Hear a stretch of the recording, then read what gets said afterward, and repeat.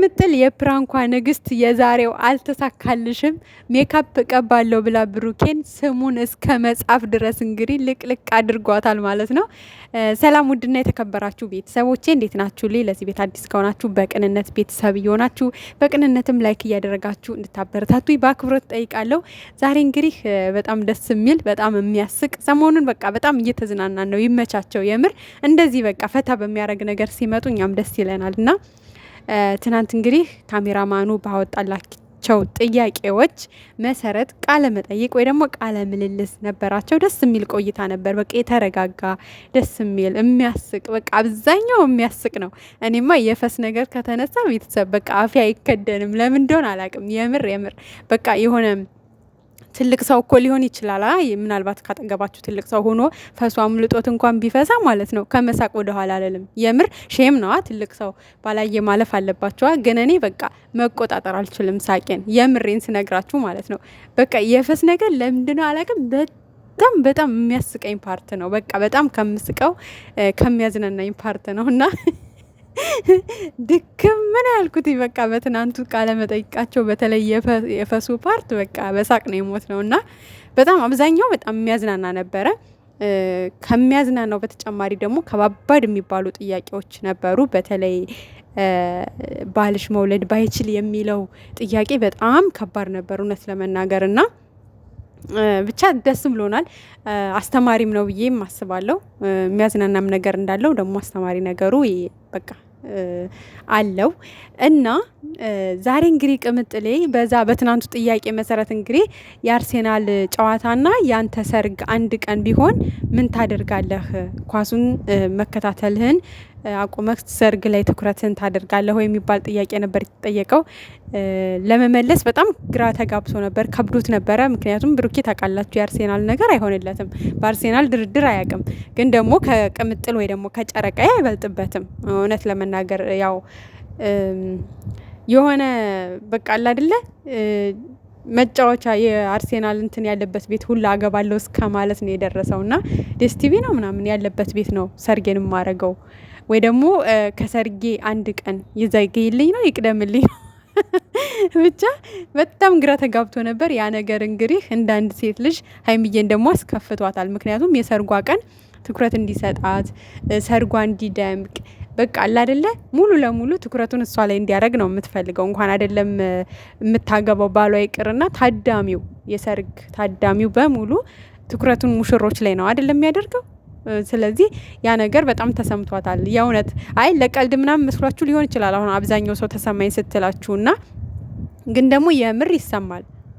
ምክንያቱም በቃ ሰርግና ሞት አንዴ ነው የሚባለው። የሰርጋችሁ ቀን በቃ ያለማችሁ ቀን ነውና እንኳን አይደለም ከባላችሁ ከተጠሪው ከሰርገኛው ራሱ ትኩረትን ትፈልጋላችሁ። በቃ የዛን ቀን እናንተ ላይ ብቻ ነው ትኩረቶች ያሉትና ከባድ ነው እውነት ለመናገር ለሷም ከባድ ነው። ለሱም እንግዲህ የፈለገ አርሴናልን ቢወድ ግን ደግሞ በቃ የሰርጉ ቀን እንኳን አጋጣሚ ቢሆን መከንሰል ነው ያለበት። የዛን ቀን ማታ ቁጭ ብሎ ከሰርጉ በኋላ በቃ ያለፈውን ማየት ይችላል። በቃ ምክንያቱም ወይ ደግሞ እንግዲህ አስጭኖ ጓደኞቹ እንዲጭኑለት እንዲያወርዱለት አስደርጎ ወይ ደግሞ አላቅም ብቻ በሆነ መንገድ ሰርጉ ካለቀ በኋላ እከታተላለሁ ቢላት ለሷ ደስታዋ ነበረ። ያ ነገር እንግዲህ ውስጧን በልቷት ማለት ነው። ዛሬማ በሜካፕ ነው ማበላሸው፣ እንዴት ከአርሴናል ከኔ አርሴናል ይበልጥበታል በሚል እንግዲህ በሜካፕ ፊቱን ልታበላሽ ልትቀባባ ልትዝናናበት ነበረ። ትናንት ጨጓራ ይልጦኛል፣ ዛሬ ደግሞ እሱን ነው ጨጓራውን ምልጠው ብላ እንግዲህ እንዳያችሁት እየቀባባችሁ ነበረ። በስትክክል ግማሹን በስትክክል ግማሹን ደግሞ በቃ አለ አይደለ ስትዝናናበት ነበረ። ግን ደግሞ በነገራችን ላይ ብሩኬ በጣም ከማደንቅለት ነገር ንቁ ነው። የምር ማለት ነው። አንዳንድ ሰዎች እኮ ማለት ነው ከሴቶችም ከወንዶችም ሲቀሰቅሷቸው ውላችሁ እዛ ጋር አጠገባቸው ሙዚቃ ተከፍቶ ወይ ደግሞ የሆነ በጣም ጩኸት የሆነ ነገር ሆኖ ምንም የማይመስላቸው አለ። በቃ ድብን ብለው የሚተኙ ሰዎች አሉ። በቃ ተቀስቅሰው እንኳን ስራ ረፈደባችሁ፣ ትምህርት ረፈደባችሁ ተብለው በቃ የማይነሱ ሰዎች አሉ በጭራሽ ማለት ነውና ብሩኬ ብዙ ጊዜ የታችሁት ከሆነ ቶሎ በቃ ንቁ ነው። የሆነ ብንን ነገር ነው የሚለው ቶሎና ያ ነገር ደግሞ ወንድ ልጅ ላይ ሲሆን ደስ ይላል። ምክንያቱም አለ አይደለ የሆነ ችግር የሆነ ሌባ እንኳን ቤታችሁ ቢገባ ቶሎ የሚነቃ ሰው ቤት ውስጥ ካለ፣ በተለይ ባል ደግሞ ንቁ ሲሆን ደስ ይላል። እና በቃ ይሄ ንቁ ነው ብሩኬ ማለት ነው። ምን አለፋችሁ። ለማንኛውም እንግዲህ ቶሎ ነቅቶ በቃ ጭውት ነው ያለባት ስላችሁ ስሙን ሁሉ እስከ መጻፍ ግንባሯ ላይ ማለት ነው። እና በጣም ነበር የሚያዝናናው እውነት ለመናገር በጣም እና ለማንኛውም እኛም ተዝናንተናል። በትናንቱም በዛሬውም ሰሞኑን ባሉት በሙሉ እየተዝናናን ነው። እግዚአብሔር ይመስገን። ፈጣሪ ይጠብቃችሁ። ስትወጡም ስትገቡም የድንግል ማርያም ልጅ ከፊታችሁ ይቅደም። ይሄን ማለት እፈልጋለሁ። ምክንያቱም ከእናንተ ሕይወት ውስጥ ጠላት ስለማይጠፋ እግዚአብሔር ይጠብቃችሁ። በዚሁ መልእክት የማስተላለፍ እፈልጋለሁ። ብሩኬም ሆነ ሀይሚ ራሳችሁን ብትጠብቁ ጥሩ ነው። ሀይሚዬ ብሩክ የሚልሽን ስሚ፣ ተመልካችም የሚመክርሽን ምክር ስሚ። ወጣ አትበይ ብቻሽን። በተለይ ብሩኬን ሳትነግሪ ሳታሳውቂ ብቻሽን ባትወጪ ለጊዜው ነገሮች እስከሚስተካከሉ ጥሩ ነው ብዬ ነው የማስበው። ምክንያቱም እንዳያችሁት የዩ ወንድም እየፎከረ ነው ብሩክ የሚወጣበትን የሚገባበትን የሚውልበትን ሰዎች እንዲከታተሉት ቀጥር ያለው ከኔ ብቻ ነው ትዕዛዝ የሚፈልጉት፣ ይሄን አድርጉ ካልኳቸው ከማድረግ ወደ ኋላ አይሉም ሲል እንግዲህ ዛሬ በዩቲዩብ ቻናል ላይ መጥቶ ከባድ መልእክት፣ ከባድ አስደንጋጭ የሆነ መልእክት ነው ያስተላለፈው። ምን አድርግ እንደሚሉት አላቅም። ለምን ከህይወቱ ሊወጡ እንዳልቻሉ አላቅም። ጀምር የብሩክ ልጅ እንዳልሆነ ሁሉም ሰው እኮ ያውቃል፣ እየተናገረ ነው። አንቺ በልጅ ስበብ ብሩኬን ማጥመድ ስለፈለግሽ ሞከርሽ፣ ጨቀጨቅሹ። በውስጥ መስመር ለሀይሚ በውስጥ መስመር ፎቶ ማስላክ ጀመርሽ፣ ሜሴጅ ማስላክ ጀመርሽ።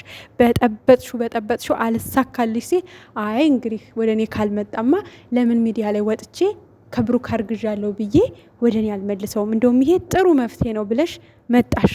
እሱም ደግሞ አልተሳካልሽም።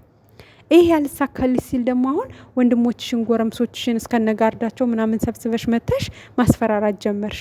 በዛም ማንም አልደነግጥልሽም። ምን ታመጫለሽ ስትባይ ደግሞ ወንድም ተብዬው ብሩክ የሚወጣበትን የሚገባበትን እየተከታተልኩ ነው፣ ትዕዛዝ ማስተላለፍ ብቻ ነው ከኔ የሚጠበቅብኝ እንጂ በቁጥጥሬ ስር ነው፣ የኔ ሰዎች እየተከታተሉት ነው፣ ትዕዛዝ ብቻ ነው ከኔ የሚጠብቁት ብሎ ዛሬ ዝቶ እንግዲህ መጥቷል። እሷ ደግሞ አንተ ምንም እንድትሆን አልፈልግም፣ ብሩኬ ምንም እንዲሆን አልፈልግም። አየሽ ሰላም አጣው፣ ደስተኛ አይደለሁኝም፣ በጣም እየተጨነኩ ነው፣ ምንም አይነት ሰላም የለኝም ምናምን አልሽ።